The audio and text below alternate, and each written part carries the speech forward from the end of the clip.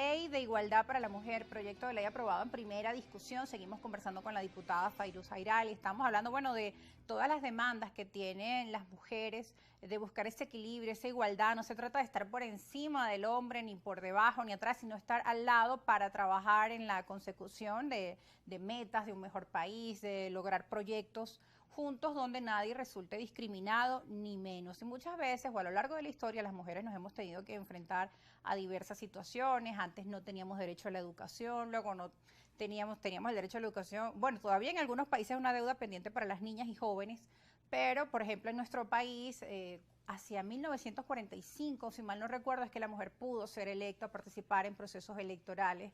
Entonces, bueno, hemos venido trabajando poco a poco, paulatinamente, en recuperar esos derechos, pero también las mujeres, a la vez que estamos estudiando, que trabajamos, también tenemos que cuidar de nuestra familia, los niños, y todo eso se ve reflejado dentro de este proyecto de ley, ¿no, Fay? Bueno, mira, somos multifacéticas. Estábamos comentando fuera del aire que Juego Dominó, por cierto, un gran saludo a los hermanos Marquina, campeones mundiales venezolanos que están ahí pendientes de ayudar a las mujeres hasta en esos aspectos, hasta en lo deportivo. A nivel federado. Sí, a nivel federativo, por supuesto. Hasta allí encontramos las diferencias. Cuando un hombre se sienta delante de una mujer en una mesa dominó, siente perdida la partida. Entonces, no podemos seguir así, se nos hace el doblemente de difícil. Tenemos la Convención de Beijing, tenemos la Convención del CEDAW, tenemos la Convención de los Derechos de la Mujer y del Ciudadana, por eso que estás comentando, que viene a formar parte o el origen principal, la Convención Belén do Pará, que es una de las convenciones más importantes para nosotras dentro de nuestra legislación internacional. ¿Qué sucede? Que todas estas normas marcos que además vienen a aplicarse y que nosotros a través del principio de progresividad debemos de aplicar dentro del marco jurídico venezolano, tenemos una obligación fundamental, no solamente por la Agenda 2030, sino que tenemos una obligación fundamental de hacer coercitiva la ley. Bien lo dijiste, las leyes no pueden ser letra muerta, fueron unas de mis oraciones en el discurso en la Asamblea Nacional la semana pasada. ¿Por qué? Porque existen muchas leyes hermosísimas, incluso románticas, pero ¿dónde está la aplicabilidad? ¿Por qué fuimos a la Fiscalía General? Nosotros definitivamente cuando las cosas son negativas debemos denunciarlas y cuando son positivas debemos celebrarlas. El fiscal general Tarek William Saab viene haciendo un trabajo para nosotros, de verdad que hay que celebrar, encomiable. Sin embargo, esas tasas de femicidio siguen aumentando. Algo estamos haciendo mal o no estamos cubriendo las expectativas de las mujeres venezolanas para resguardar el derecho principal, que es el derecho a la vida. Pandemia, a nivel de después de la pandemia, ese número de casos aumentó.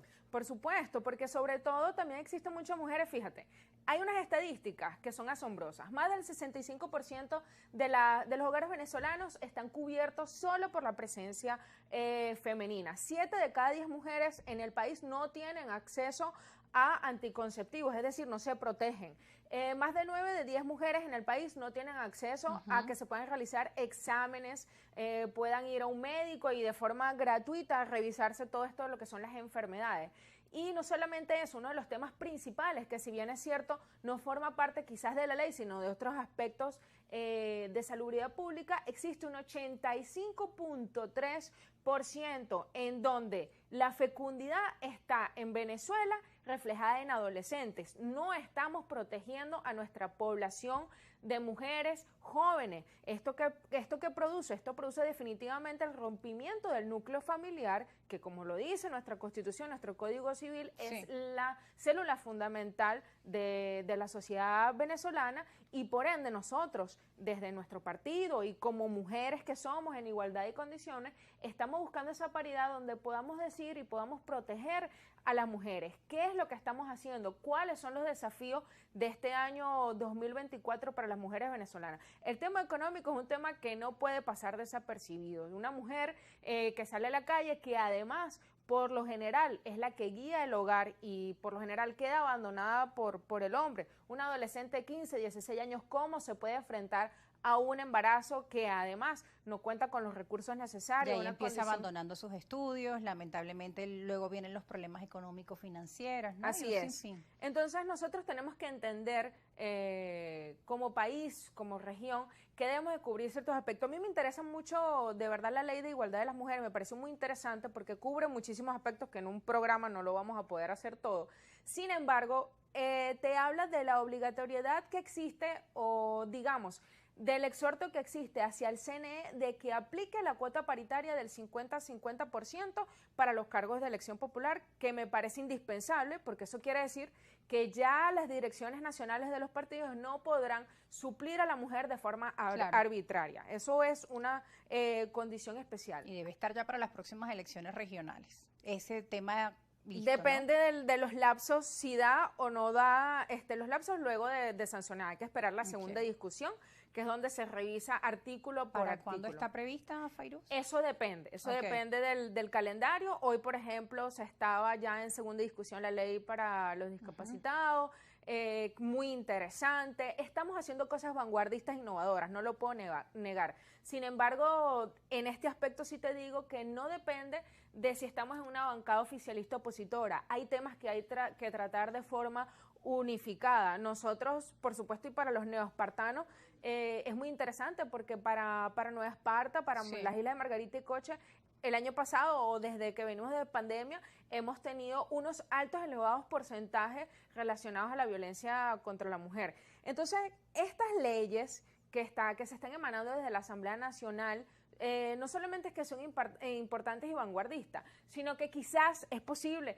que no podamos evaluar ese sistema de igualdad dentro de las casas en relación a las tareas del hogar, porque la ley lo dice, que debería haber una igualdad en las tareas. Sin embargo, queda la huella o vamos haciendo un camino, vamos labrando un camino en donde tenemos que dar a entender al hombre que eso no solamente es un trabajo, sino que tienen que coayudar a la mujer. Yo siempre he dicho que, además de que se nos hace más difícil, somos multifacéticas. Tú lo comentaste. Hacemos las tareas del hogar, somos profesionales, cumplimos, estudiamos, atendemos a los hijos. Los hombres, de verdad, son más lineales en su quehacer diario. Aunque han venido cambiando las cosas y en muchas familias, bueno, por fortuna en mi caso, pues está esa igualdad en cuanto a las tareas, ¿no? Pero es un tema también cultural.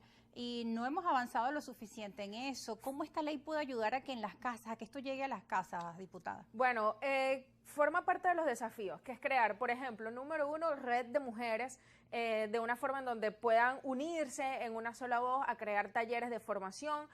Tu segunda invitada, ya conversé, por ejemplo, con ella, tenemos que ser muy proactivos, tenemos que llevar talleres, educarlas. Hay muchas mujeres que, independientemente de que hoy en día el mundo está tan avanzado, desconocen muchas formas de crecer. ¿Qué sucede cuando la mujer depende del hombre? Que no es, en nuestro caso Venezuela, un caso típico, más bien es atípico, pues la mujer es la que va a la calle, trabaja y forma el hogar. Que siente que no puede, sino tiene que depender del hombre y por eso no denuncia o por eso no busca otra forma.